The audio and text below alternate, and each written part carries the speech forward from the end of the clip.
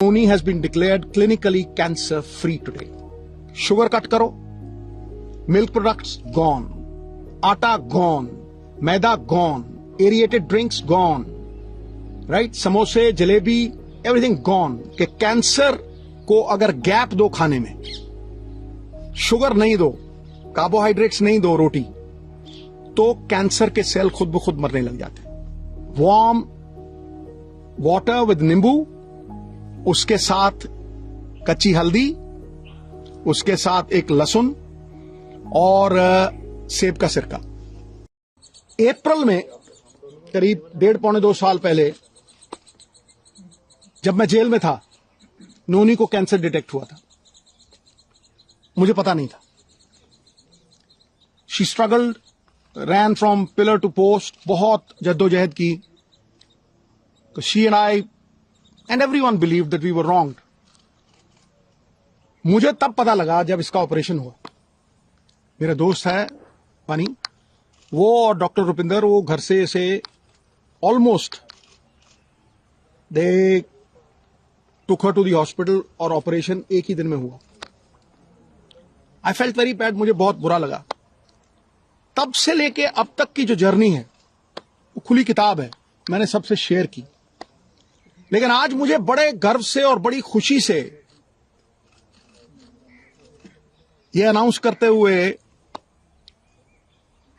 I really feel proud कि Noni has been declared clinically cancer free today. आज उसका पेट स्कैन हुआ, Amandeep hospital, world class facility. जब ये आपदा आई, मैं जेल से छूट के आया तो इसका ऑपरेशन हो गया था.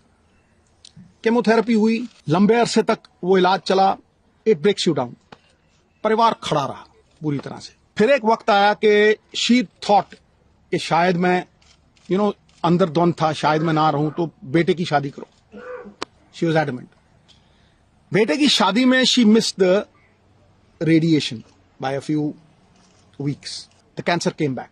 और तब तक पूरी तरह जो कैंसर का इलाज होना चाहिए, और सबसे बड़ी बात है ये हिंदुस्तान में हुआ. सरकारी अस्पताल राजेंद्रा हॉस्पिटल में 40% इलाज राजेंद्रा हॉस्पिटल में हुआ, फिर यमुनानगर में हुआ. तो डॉक्टर सेड कि सिद्धू साहब 5% भी चांस नहीं. मेटास्टेसिस है, स्किन में आ गया है. एक ऑन्कोलॉजिस्ट, मेरे दोस्त का बेटा अमेरिका से आया, उसने कहा sir no chance whatsoever. So when the chances were grim, मैं घंटों पढ़ता रहता था, रिसर्च करता रहता था. अमेरिकन डॉक्टर्स, आयुर्वेद, कुछ नहीं छोड़ा मैंने. मैं दिन की कम से कम नहीं 4-5 घंटे पढ़ाई करता था. मैं जब भी डॉक्टर्स को पूछता था कि जी ये डाइट शुरू कर दूं, उन्होंने कहा नो. कीमोथेरेपी चल रही थी और मैं जो दवाई थी, जो डॉक्टर्स थे, उनका कहां से मुकाबला कर सकता. मुझे क्रिकेट खेलनी नहीं सिखा सकता, मैं उन्हें डॉक्टरी नहीं सिखा सकता था. तो जो मैंने पढ़ा था, जो मैंने रिसर्च की थी, उसके जो कॉमन डिनोमिनेटर थे, मैंने अपनी बेटी को कहा बेटा हम ये डाइट शुरू करेंगे.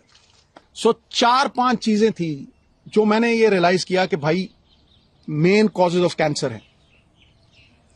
कैंसर इन्फ्लेमेशन है, एक बीमारी का कारण है इन्फ्लेमेशन. और वो इन्फ्लेमेशन दूध से, एक कार्बोहाइड्रेट्स, व्हीट, ज्यादातर व्हीट से. आप बहुत से लोगों को देखेंगे वो कनक छोड़ गए हैं खानी, पेस्टिसाइड्स है और है, ठीक है.